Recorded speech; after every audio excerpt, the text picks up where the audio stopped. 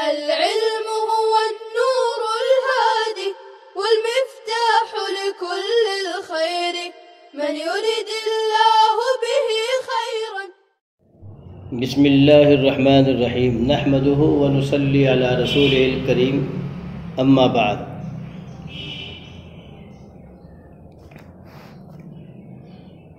عزیز طلبہ کرام اور سامعین اعظام، مصنف علیہ الرحمہ نے گزشتہ سبق میں طلاق سنت کی دو قسمیں بیان کیا تھا، سنت فی الوقت اور سنت فی العدد.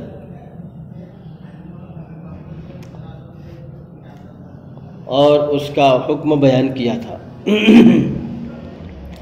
اب مصنف علیہ الرحمہ آگے طلاقی سے متعلق یہ بیان فرما رہے ہیں، وطلاق الحامل یجوز عقیب الجماع، اور حاملہ کو طلاق دینا جائز ہے جماع کے بعد. وَيُطَلِّقُهَا لِلسُّنَّةِ ثَلَاثًا، اور وہ اس کو طلاق دے سکتا ہے سنت کے مطابق 3 طلاقیں. یفصل بین کل تطلیقتین بشہر عند ابی حنیفہ و ابی یوسف رحمہم اللہ. وہ اس طرح کہ فصل کرے ہر 2 طلاق کے درمیان 1 مہینے کا، امام ابو حنیفہ اور امام ابو یوسف رحمہم اللہ کے نزدیک. وقال محمد رحمہ اللہ، اور امام محمد رحمۃ اللہ علیہ نے کہا ہے، لا یطلقها للسنت الا واحدہ، وہ اس کو سنت کے مطابق طلاق نہیں دے سکتا مگر صرف 1 ہی. عزیز طلبہ کرام، مصنف رحمۃ اللہ علیہ یہاں حاملہ عورت کو طلاق دی جائے تو اس کا حکم بیان کیا جا رہا ہے کہ حاملہ عورت کو طلاق دینے سے طلاق نافذ ہوگی یا نہیں. ایک بات. دوسری بات یہ کہ سنت کے مطابق اگر اسے طلاق دینا چاہے تو چونکہ اسے تو حیض آنا بند ہو چکا ہے حمل کی وجہ سے، اور پیچھے ذکر کیا جا چکا تھا کہ جس عورت کو حیض نہ آتا ہو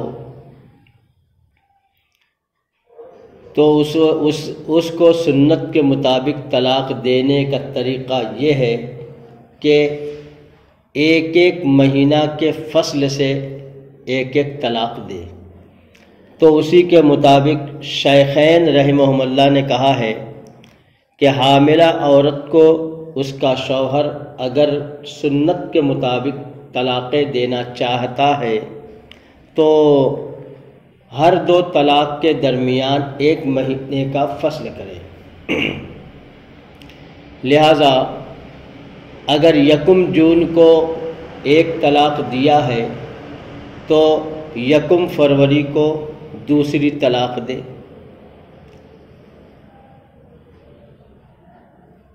پھر 1 مارچ کو تیسری طلاق دے. یہ ہے ہر 2 طلاق کے درمیان 1 مہینے کا فصل. تو اس طرح شیخین کے نزدیک سنت کے مطابق طلاق دے سکتا ہے. اور امام محمد رحمۃ اللہ علیہ نے فرمایا ہے کہ اسے سنت کے مطابق طلاق دینے کا حق اس لیے نہیں ہے کہ وہ تو حیض والی ہے، اور یہ حیض ابھی جو بند ہے یہ عارضی ہے، اس لیے اسے صرف 1 ہی طلاق دے کر کے جسے طلاق احسن کہا گیا ہے اس کے حال پر چھوڑ دے گا یہاں تک کہ اس کی عدت پوری ہو جائے، اور حاملہ مطلقہ کی عدت اس کا وضع حمل ہے، لہذا وضع حمل ہوتے ہی اس کی عدت پوری ہو جائے گی۔ آگے بیان فرمایا وَإِذَا طَلَّقَ الرَّجُلُ امْرَأَتَهُ فِي حَالِ الْحَيْضِ وَقَعَ الطَّلَاقُ، جب مرد نے اپنی بیوی کو طلاق دی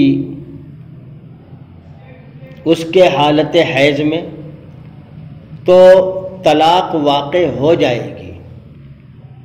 وَيَسْتَحِبُّ لَهُ أَن يُرَاجِعَهَا، اور اس کے لیے مستحب یہ ہے کہ وہ اس سے رجعت کر لے۔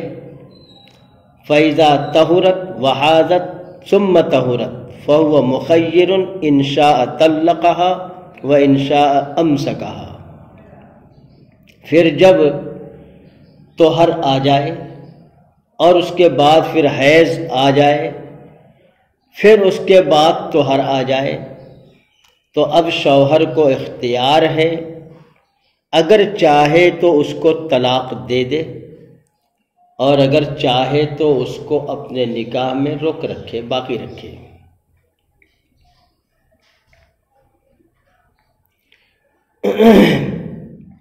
عزیز طلبہ، یہاں مصنف رحمۃ اللہ علیہ نے فرمایا ہے کہ حالت حیض میں طلاق واقع ہوگی یا نہیں، تو کہا کہ واقع ہو جائے گی، کیونکہ طلاق تو شوہر کے منہ سے نکلا ہوا لفظ ہے، جیسے بندوق کی گولی بندوق سے جب نکل جائے تو جس پر نشانہ لگایا گیا ہے اس کو تو لگے گی، نکل تو گئی بہرحال۔ تو اسی طریقے سے طلاق زبان سے ادا کر دیا تو طلاق اس کی زبان سے نکل گئی اور اس کے محل پر واقع ہو گئی، چاہے اس کی بیوی حالت حیض میں ہو یا حالت طہر میں ہو۔ اسی طریقے سے ایک طلاق دیا تھا، جب دوسرا طہر آیا تو اس میں دوسری طلاق دے دیا تو وہ بھی پڑ گئی، اور جب تیسرا طہر آیا تو تیسری طلاق دے دیا تو وہ بھی پڑ گئی، کیونکہ محل باقی ہے۔ تو اسی طرح حالت حیض میں بھی طلاق واقع ہو جائے گی۔ جو لوگ کہتے ہیں کہ حالت حیض میں طلاق واقع نہیں ہوتی اس لیے کہ منہی عنہ ہے، سنت سے جو ثابت ہے کہ آپ نے رجوع کرنے کا حکم فرمایا ہے، تو معلوم ہوا کہ منع کیا گیا ہے، تو وہ اپنے قول پر صحیح نہیں بلکہ ان کا قول باطل ہے۔ جب آپ نے رجوع کرنے کا حکم فرمایا تو ثابت ہوا کہ واقع ہو گئی، جیسے کہ حضرت عبداللہ ابن عمر رضی اللہ تعالی عنہ نے اپنی بیوی کو ان کے حالت حیض میں طلاق دے دیا تھا۔ جب ان کے والد حضرت عمر کو خبر ہوئی کہ میرے بیٹے جو تو عبداللہ نے اپنی بیوی کو طلاق دے دیا ہے، اس حال میں کہ ابھی تو اس کی بیوی حیض میں ہے، تو حالت حیض میں طلاق دیا، تو انہیں شاق گزرا، اس لیے حضور علیہ السلام کی خدمت میں حاضر ہو کر اس واقعے کی اطلاع دی۔ تو جب آپ نے ان کے بارے میں یہ سنا تو حضرت عمر سے فرمایا کہ اپنے صاحبزادے سے کہہ دو کہ وہ رجعت کر لے، پھر طہر کا انتظار کرے، اس کے بعد طہر آ کر حیض آئے پھر دوسرا طہر آئے تو اسے اختیار ہے، اگر چاہے تو اسے طلاق دے، اور اگر چاہے تو اسے روک لے۔ دیکھیے اس حدیث سے یہ ثابت ہوا کہ جب آپ نے فرمایا تھا کہ اپنے صاحبزادے سے کہہ دو کہ رجعت کر لے، معلوم ہونا چاہیے کہ جس طرح طلاق نکاح کے بعد واقع ہوتی ہے اس سے پہلے نہیں، لہذا کسی بھی اجنبیہ کو کوئی کہے کہ تجھے طلاق ہے، تجھے طلاق ہے، گردان بھی کر لے تب بھی اس پر کوئی طلاق پڑنے والی نہیں ہے، کیونکہ طلاق کا وقوع بعد النکاح ہی ہو سکتا ہے۔ تو جس طرح طلاق نکاح کے بعد واقع ہوتی ہے تو اسی طرح رجعت بھی طلاق کے بعد ہی واقع ہوگی۔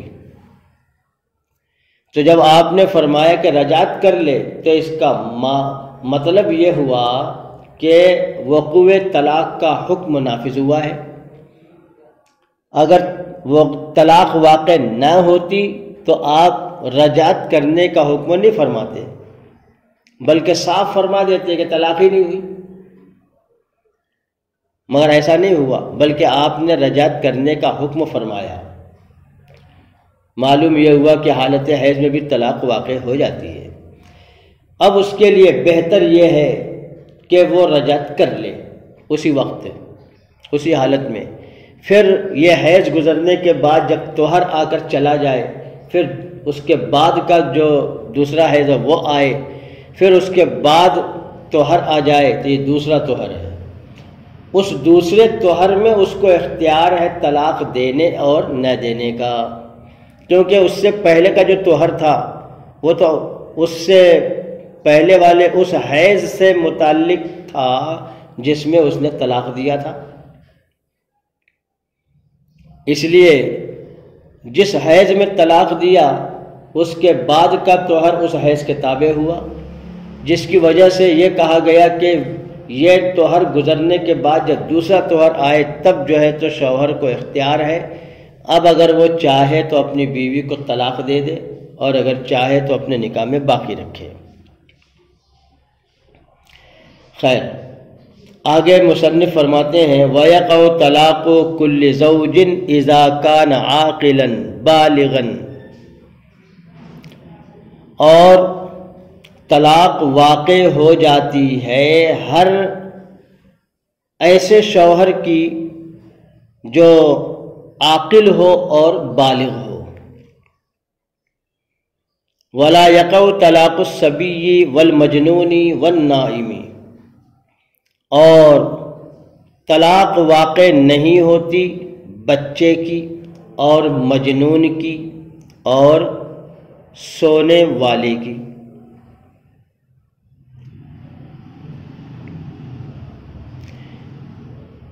مصنف نے فرمایا یقع طلاق کل زوج اذا کان عاقلا بالغا، ہر ایسے شوہر کی طلاق واقع ہو جاتی ہے جو کہ عاقل اور بالغ ہو۔ یہ دو وصف ہیں جو وقوع طلاق کے لیے شرط ہیں، عاقل ہونا اور بالغ ہونا۔ اس میں آزاد کی قید نہیں ہے، کیونکہ غلام بھی اگر اپنی بیوی کو طلاق دے تو طلاق واقع ہوتی ہے۔ اس لیے یہاں صرف دو شرط ہے کہ شوہر عاقل ہو اور بالغ ہو۔ معلوم یہ ہوا کہ اگر وہ مجنون ہے تو اس کی طلاق واقع نہیں ہوگی، کیونکہ وہ اپنے ہوش و حواس میں نہیں ہے۔ جس طرح اس کا کیا ہوا نکاح نافذ نہیں ہوتا تو اس کی طلاق بھی واقع نہیں ہوتی۔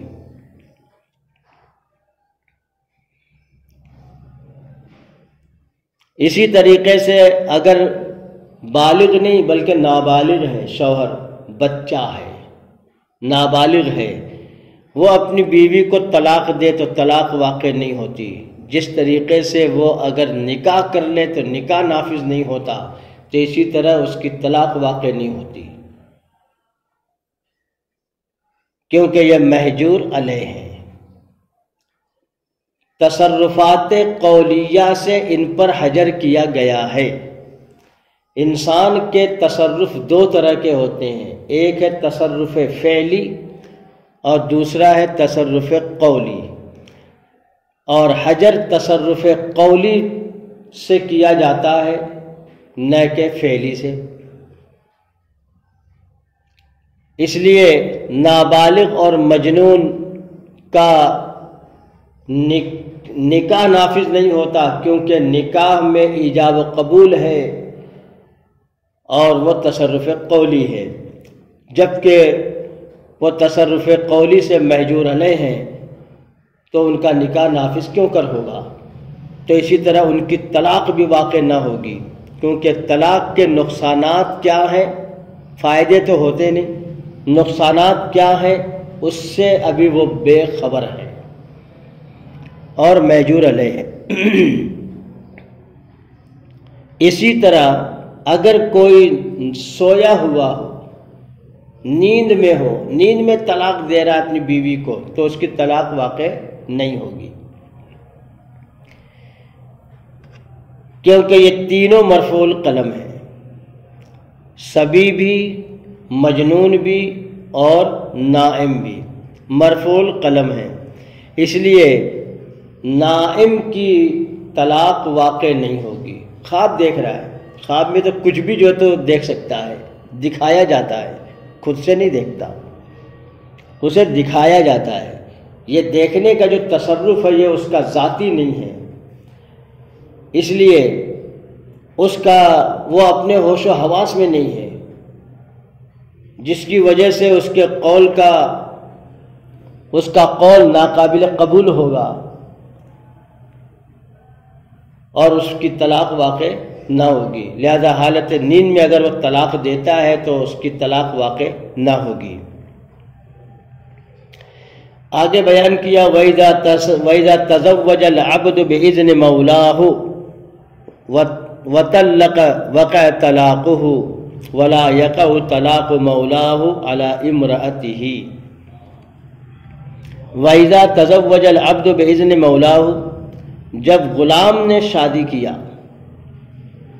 اپنے مولا کی اجازت سے، وَطَلَّقَ، اور اس نے اپنی بیوی کو طلاق دے دیا، وقع طلاق ہو تو اس کی طلاق واقع ہو جائے گی، ولا یقع طلاق مولاہ علی امراتہ، اور اس غلام کے مولا کی طلاق غلام کی بیوی پر واقع نہ ہوگی۔ دیکھیے یہاں پر جو ہے تو کہا گیا کہ اگر غلام نے اپنے مولا کی اجازت سے نکاح کیا ہے، یا نکاح بلا اجازت تو کر لیا تھا، نکاح کرنے کے بعد جب اپنے مولا کو خبر کیا تو مولا نے اس کو جائز رکھا تو نکاح نافذ اور تام ہو گیا، تو گویا کہ مولا کی اجازت سے ہی نکاح پایا گیا۔ تو جب غلام نے اپنے مولا کی اجازت سے نکاح کر لیا تو نکاح نافذ ہوا، اس لیے اب اگر وہ اپنی بیوی کو طلاق دیتا ہے تو اس کی طلاق واقع ہو جائے گی۔ معلوم یہ ہوا کہ اگر غلام نے اپنے مولا کی اجازت کے بغیر نکاح کر لیا اور مولا کو ابھی تک خبر نہیں کیا اور اپنی بیوی کو طلاق بھی دے دیا تو طلاق واقع نہیں ہوگی، کیونکہ نکاح ہی نافذ نہیں ہوا تھا تو طلاق کہاں سے واقع ہوگی؟ مولا کی اجازت کے بغیر جب نکاح کر لیا تھا تو وہ نکاح نافذ ہی نہیں ہوا تھا، اس لیے اگر وہ اپنی بیوی کو طلاق دے تو طلاق واقع نہیں ہوگی۔ اسی وجہ سے تو مصنف نے ایک شرط کے ساتھ یہ مسئلہ بیان کیا ہے کہ اگر غلام نے اپنے مولا کی اجازت سے نکاح کیا ہے پھر اپنی بیوی کو طلاق دیا تو طلاق واقع ہوگی۔ آگے ایک جزیہ یہ بیان کیا کہ اگر غلام کے مولا نے اپنے غلام کی بیوی کو طلاق دیا تو طلاق واقع نہیں ہوگی، کیونکہ وقوع طلاق کا محل اپنی زوجہ ہے نہ کہ غیر کی زوجہ۔ جس طرح اگر کوئی اجنبی کسی آدمی کی بیوی کو طلاق دے تو اس پر طلاق واقع نہیں ہوتی، تو اسی طریقے سے مولا اپنے غلام کی بیوی کے حق میں اجنبی ہے، تو اگر مولا اس کو طلاق دے تو طلاق واقع نہیں ہوگی۔ السلام عليكم، لا تنسوا الاعجاب بالفيديو والاشتراك في القناة تشجيعا لنا لنستمر بنشر المزيد إن شاء الله.